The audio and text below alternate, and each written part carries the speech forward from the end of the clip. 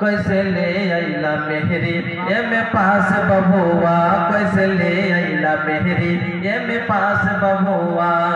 Snow powder cream लगा के दिनों रात गम केली, स्नो पाउडर क्रीम लगा के दिनों रात गम केली। एक लोटा पानी मंगला पे आंख दिखा के भन केली। हाय कलयुग के नारी बदला पीना दिया साड़ी, हाय कलयुग के नारी बदला पीना दिया साड़ी। गइले कर जन्नत जाए के आस बबुआ, कैसे ले अइला मेहरी ये में पास बबुआ, कैसे ले अइला मेहरी ये में पास बबुआ। जब से गइला नौकरी पे कुल काम हमरा से करवा बेली, जब से गइला नौकरी पे कुल काम हमरा से करवा बेली। हमरा से आटा सरवा बस बर्तन भी बजवा बेली।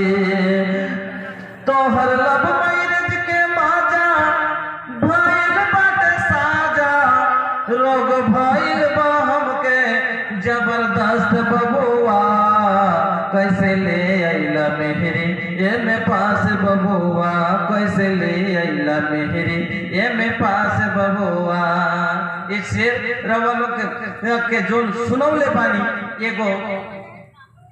एगो लड़का एगो लड़की के बाद एगो कॉलेज में पढ़त रहे, एक कॉलेज में पढ़त रहे भैया। दोनों में तनी मोहब्बत हो गई।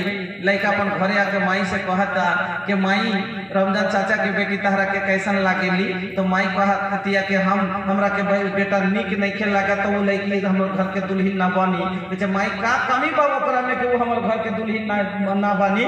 माई कहतिया कि हमके कोनो मदरसा के पढ़ल लिखल लड़की से तोहर बियाह करावे के बा। ए बेटा ओकर 30-40 हजार के नौकरी के तनख्वाह मिलता, पैसा मिलता। बेटा तो हम ना तोहर इज्जत करी ना हमारी इज्जत करी, ऐसा नौकरी हमके ना चाहिए बेटा, हम ऐसा पतो ना ले आई।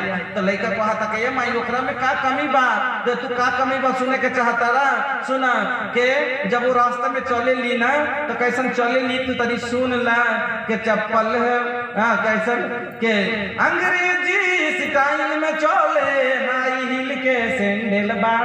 जब रास्ते में चले ली तो हाई हिल के सैंडल पा अंग्रेजी स्टाइल में चलती है। चाहिए माई तू बाप के घरे बिया ना ये खातिर तनी ऐठन बा, हमार घरे आ जाई तो कुल ऐठन छूट जाई। कहते हमार घरे आ जाई तो कुल ऐठन छूट जाई।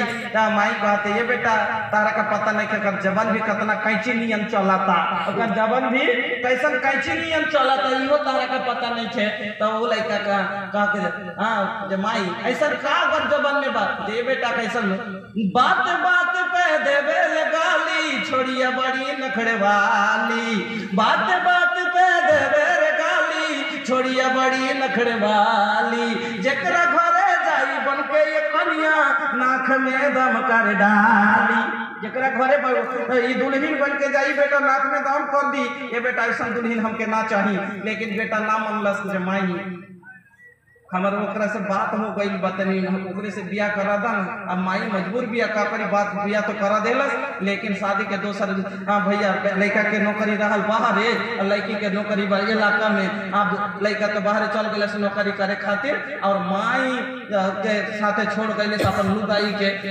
2 महीना बाद फोन करता लड़का के माई जो तोहर पतोहिया घरे छोड़ के अइले बानी, तहरा से कैसन बर्ताव कर रहल बिया। हमको पता बा मौलाना आ गइल बा, हमको पता बा, हम छोड़ देते।